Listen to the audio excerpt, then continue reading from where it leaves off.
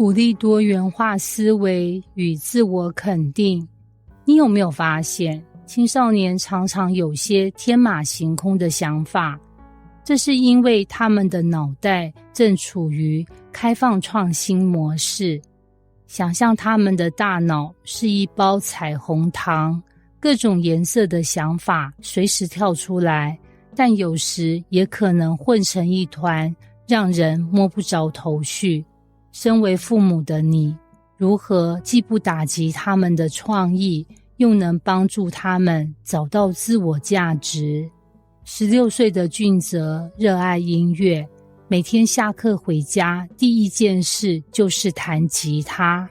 他的房间里贴满了摇滚乐队的海报，耳机里也总是放着古典强烈的节奏。俊泽说，他的梦想是成为一名音乐制作人。有一天，俊泽拿着一份音乐夏令营的报名表，兴高采烈地跑到客厅。爸妈，我想去这个夏令营，学更多专业知识。妈妈正在做家务，头也没抬地回了一句：音乐夏令营？你以为当音乐人就能赚钱吗？还不如多读点书，考个好大学。俊泽听了，脸上的笑容僵住了。他试图说服妈妈，可是这是我的兴趣，我真的很想试试看。爸爸放下报纸，皱起眉头。兴趣不能当饭吃。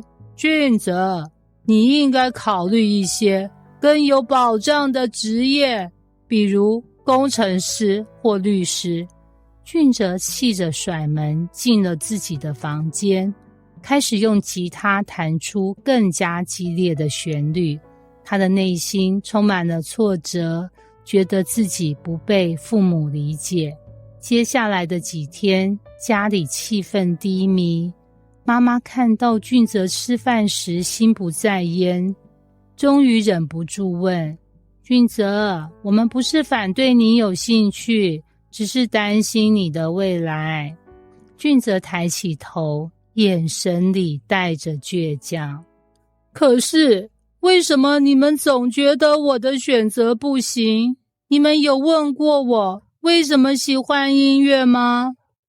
这句话让妈妈愣住了。她开始反思，自己是不是一直用大人的眼光看待俊泽的梦想，却忽略了他真正的感受。隔天，妈妈决定改变策略。她进到俊泽的房间，递给他一杯果汁。俊泽，你的音乐梦，我想听你多说一点。你觉得音乐对你来说是什么？俊泽放下吉他，开始滔滔不绝地讲起来。我觉得音乐是最能表达自己情感的方式。每当我有压力的时候，弹吉他能让我冷静下来。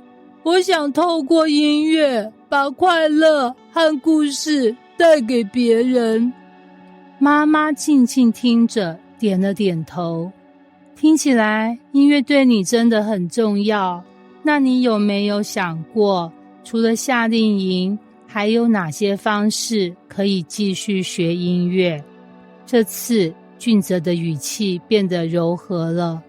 我可以自学一些软体制作，也可以看看有没有线上的课程。于是母子俩一起查找资源，甚至找了一些既能学音乐又不耽误学业的方案。俊泽的笑容回到了脸上，妈妈也终于放下了心。多元化思维让青少年看见更多可能性。一、尊重个体的兴趣与梦想。每个青少年都有自己的闪光点，即使有时候看起来不符合传统价值观，父母也应该保持开放的态度，让孩子知道他们的想法被尊重。二、拓展视野，寻找更多路径，引导孩子以多元化的角度看问题。例如，梦想成为音乐人，除了直接出道，还可以学习音乐制作、音响设计等相关领域。3、包容错误与探索过程。青少年探索自我时，难免会犯错，父母需要做的是成为他们的支持者，而不是一昧的批评或否定。自我肯定，建立孩子的信心与价值感。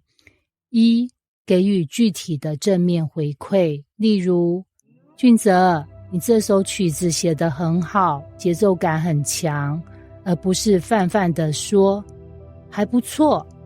2、引导孩子发现自己的长处，帮助孩子认识自己的能力，例如，你很有创意，能把这些旋律串在一起，真不容易。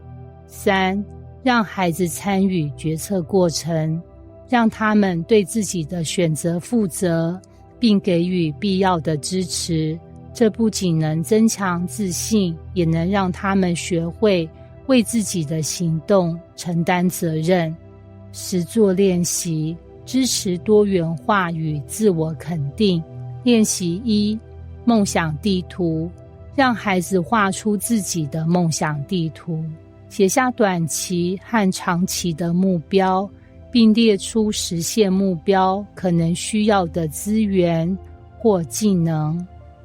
练习2、角色扮演，家长与孩子角色互换，由孩子扮演父母，模拟说服父母支持自己的梦想，这能让父母更理解孩子的想法，也让孩子学会表达需求。练习3、感谢清单，每天写下3件自己觉得骄傲的事情，帮助孩子建立自信与正面情绪。结语，让梦想飞，让心安静。多元化思维与自我肯定，就像为青少年的人生画上色彩斑斓的画布。父母的角色不是限制孩子，而是帮助他们看见更多的可能性，并在过程中鼓励他们相信自己。当孩子发现自己的价值时，他们会用自己的方式为这世界增添一份独特的光彩。